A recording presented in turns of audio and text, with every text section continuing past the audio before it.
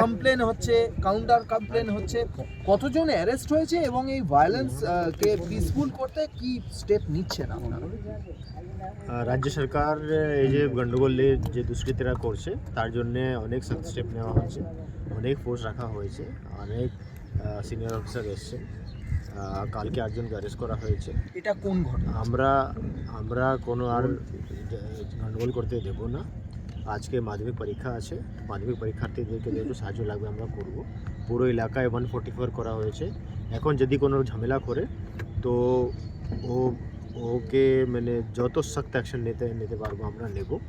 আর আমি মিডিয়া দিয়ে সবাইকে রিকোয়েস্ট করছি, সবাই বাড়িতে থাকুন। এই এলাকা 144 করা হয়েছে, ইন্টারনেটও বন্ধ করা হয়েছে।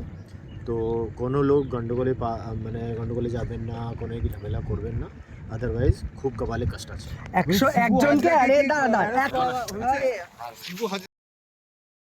দ্য সহজ পাঠ, সহজ কথা, সঠিক তথ্য।